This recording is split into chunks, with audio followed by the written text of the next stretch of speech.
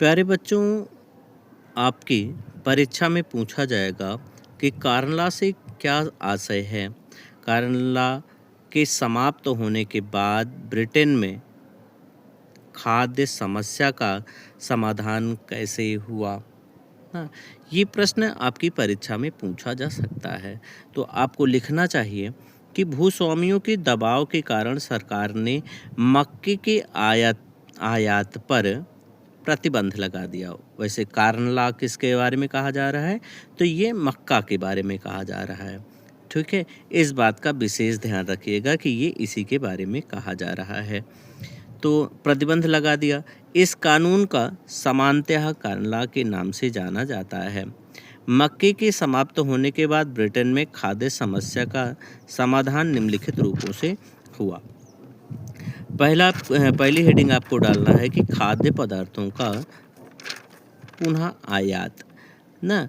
मक्के के प्रतिबंध के समाप्त होते ही ब्रिटेन अपने देश के उत्पादन करने की अपेक्षा सस्ते दामों पर खाद्यान्न का आयात करने लगा ना। यह आयात व्यापारियों द्वारा पूर्वी यूरोप, रूस, अमेरिका तथा ऑस्ट्रेलिया आदि देशों में सस्ते दामों पर होता था। ठीक है, वैश्विक कृषि अर्थव्यवस्था। ठीक है, और फिर आपको लिखना है कि केनाला कॉलोनियों से खाद्य आयात पदार्थों का आयात। ठीक है, तो इसमें आपको लिखना है कि ब्रिटिश भारतीय सरकार ने अर्ध रेगिस्तानी पर्वतीय ज़मीनों को उपजाऊ बनाने के लिए नहरों का जाल बिछा दिया। इससे निर्यात के लिए गेहूं और कपास की खेती की जाती थी। ठीक है, इस प्रकार आपको इन प्रश्नों का आंसर देना चाहिए। प्यारे बच्चों, अगले प्रश्न में आपसे आलू अकाल के बारे में पूछा जा सकता है। किसके बारे में? आलू अकाल के बारे में। तो यहाँ आप लिखिएगा कि आलू, सोया, मूंगफली ना, और पक्का टमाटर, शिमला मिर्च, शकरकंद और ऐसे ही अनेक दूसरे खाद्य पदार्थ लगभग 500 वर्ष पहले हमारे पूर्वजों के पास नहीं थे। ये खाद्य पदार्थ यूरोप और एशिया में तब पहुँचे जब क्रिस्टोफर कोलंबस ने अमेरिका महाद्वीप की खोज की। आलू से परिचय होने के बाद यूरोप के निर्धन अच्छा भोजन करने लगे, जिससे उनकी औसत उम्र बढ़ने लगी। आयरलैंड के गरीब काश्तकार आलू पर काफ़ी निर्भर हो चुके थे। 1840 के दशक में मध्य आयरलैंड में आलू की फसल किसी बीमारी के कारण खराब हो गई, जिससे आयरलैंड में भयंकर आलू अकाल 1845 से 49 के बीच में रहा। क्या रहा? 1839 से 1849 के बीच में क्या पड़ा? तो भयंकर आलू अकाल पड़ा ना। इसी आलू अकाल की स्थिति बन गई और लगभग 10 लाख लोगों की मृत्यु हो गई। इससे दुगने लोग काम की तलाश में घर छोड़कर दूसरे क्षेत्रों में चले गए।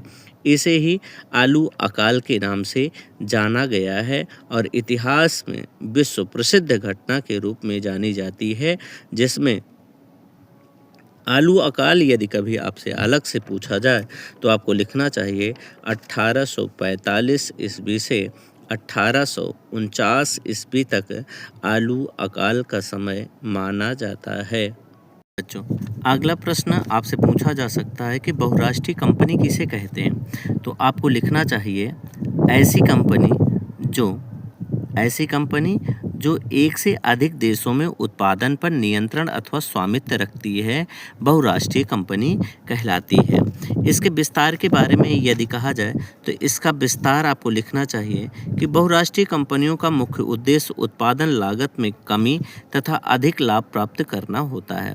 उदाहरण के लिए संयुक्त राज्य अमेरिका के अनुसंधान केंद्र में औद्योगिक उपकरणों वाले एक बहुराष्ट्रीय कंपनी अपने उत्पादन की डिजाइन तैयार करती है। उत्पादन से संबंधित विभिन्न विभिन्न पुर्जों को चीन में बनने के पश्चात उन्हें जहाज के द्वारा मॉस्को व पूर्वी यूरोप लाया जाता है, जहां विभिन्न पुर्जों को जोड़कर उपकरण बनाए जाते हैं और फिर उत्पादन को पूरे देश में बेचा जाता है। कंपनी के ग्राहक को कोई असुविधा ना हो, इसके लिए ग्राहक सेवा हेतु भारत में स्थित कॉल सेंटरों के माध्यम से संचालन होता है ना। फिर आगे है कि उदाहरण में उत्पन्न प्रक्रिया में एक ही कंपनी शामिल है, पर इसके विभिन्न कार्य अमेरिका के साथ साथ भारत, मॉस्को, चीन तथा पूर्वी यूरोप में हो रहे हैं। यहाँ हम यह देख रहे हैं कि बहुराष्ट्रीय कंपनियां न केवल वैश्विक स्तर पर अपना तैयार उत्पाद बेच रही हैं, बल्कि यहाँ वस्तुओं और सेवाओं को भी जोड़ने का कार्य करती हैं। बहुराष्ट्रीय कंपनियां, यहाँ आप लिखेंगे, हेडिंग डालेंगे कि विश्व के उत्पाद को एक दूसरे से जोड़ना। बहुराष्ट्रीय कंपनियां प्रायः उसी जगह पर उत्पादन कार्य स्थापित करती हैं जो बाजार के पास हो, सस्ते दरों पर कुशल और अकुशल श्रमिक उपलब्ध हों तथा उत्पादन के अन्य कार्यों की उपलब्धता आसानी से हो। इसके अतिरिक्त कंपनियां सरकारी नीतियों पर नज़र रखती हैं। इस प्रकार बहुराष्ट्रीय कंपनियां विभिन्न देशों की उत्पादन प्रक्रिया को एक दूसरे से जोड़ती हैं ना। किसके द्वारा? प्रत्यक्ष निवेश के द्वारा ना, प्रत्यक्ष निवेश के द्वारा, साझेदारी, संयुक्त उद्यम के द्वारा ना, फिर और किसके द्वारा? फिर जोड़ती हैं स्थानीय कंपनियों को खरीद कर। किसके द्वारा? स्थानीय कंपनियों को खरीद कर वे इनसे क्या करती हैं? साझेदारी करती हैं। और अंतिम में लिखना है आपको स्थानीय कंपनियों से अनुबंध। विकसित देशों की बहुराष्ट्रीय कंपनियां छोटे उत्पादकों को उत्पादन का ऑर्डर देती हैं, जैसे वस्त्र, जूता, चप्पल व खेल के सामान का विश्व भर में छोटे उत्पादकों के द्वारा उत्पादन किया जाता है। और ब्रांड किसके द्वारा होते हैं? जो मुख्य कंपनी होती है उसी का ब्रांड लगाया जाता है। प्यारे बच्चों, सबसे पहले आपसे पूछी जाएगी कि कृषि क्या है? कृषि क्या है ना, या कृषि किसे कहते हैं?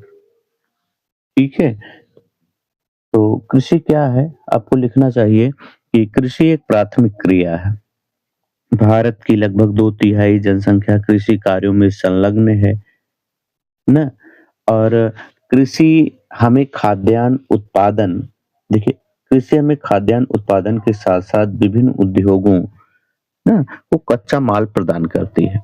क्या करती है? कच्चा माल प्रदान करती है। ठीक है, या फिर आप ये लिख सकते हैं, या तो आप वो लिख लीजिए, या फिर आप ये लिख सकते हैं कि कृषि भूमि जोतने, फसल उगाने, मत्स्य पालन, पशुपालन तथा वानिकी की कला एवं विज्ञान है। इसके बाद आपसे उसी प्रश्न में हो सकता है पूछा जाए प्रकार, कृषि के प्रकार, यानी कृषि के कितने प्रकार हैं। तो कृषि के प्रकार में आप सुन चुके हैं कि रबी की फसल होती है, जायद की फसल होती है, और फिर होती है इसकी खरीफ की फसल ना। यदि आप फिर से देखें तो रबी, खरीफ और जायद की ना, ये 3 फसलें आपकी होती हैं। आइए इसका विस्तार से देख लिया जाए कि कौन कौन सी फसलें हैं और कैसे कैसे इनका कार्य होता है। भारत में यदि फसल ऋतु की बात की जाए, किसकी? फसल ऋतु की, तो फसल ऋतु में भारत में ना ऋतु में 3 है, रबी की, खरीफ और जायद की ना। फिर किसी एक फसल के बारे में आपको बतानी है, आप तीनों के बारे में जान लीजिए। जिस भी फसल के बारे में आपको लिखना हो आप वहां लिख दीजिएगा। इसके बाद यदि प्रकार में कहा जाए तो प्रकार आपके कई हैं, जैसे गहन कृषि, वाणिज्य कृषि, रोपण कृषि ना, तो कई प्रकार की हैं। आइए पहले ये देख लिया जाए कि फसल ऋतु के बारे में, उसके बाद फिर वो भी देख लिया जाएगा। देखिए, रबी फसलों को शीत ऋतु में यानी अक्टूबर से दिसंबर के मध्य में बोया जाता है। यानी इस समय यदि कहा जाए जो फसलें बोई जा रही हैं वो कौन सी हैं? रबी की फसलें हैं। क्योंकि अक्टूबर से दिसंबर तक के मध्य में बोई जाती है। ग्रीष्म ऋतु में अप्रैल से जून के मध्य काटी जाती है ना? इनमें प्रमुख फसलों में यदि कहा जाए तो गेहूँ, जौ, मटर, चना, सरसों, ठीक है? प्रमुख फसलें हैं और ये कहाँ पाई जाती हैं? सबसे प्रमुख ये है क्योंकि आपके मानचित्र में भी पूछा जाता है कि गेहूँ सर्वाधिक मात्रा में कहाँ पाया जाता है? तो गेहूँ के लिए आपको लिखना चाहिए पंजाब, हरियाणा, हिमाचल प्रदेश, उत्तर प्रदेश, जम्मू कश्मीर, उत्तराखंड, ना? तो इनमें आपको लिखना चाहिए, ठीक? इसके पश्चात आइए खरीफ की फसल देख लिया जाए कि खरीफ की फसलें कहाँ-कहाँ और कैसे होती हैं। देखिए खरीफ की फसल ना खरीफ की फसलें मौसम के आगमन यानी मई जुलाई के साथ बोई जाती हैं और दिसंबर अक्टूबर में काट ली जाती हैं।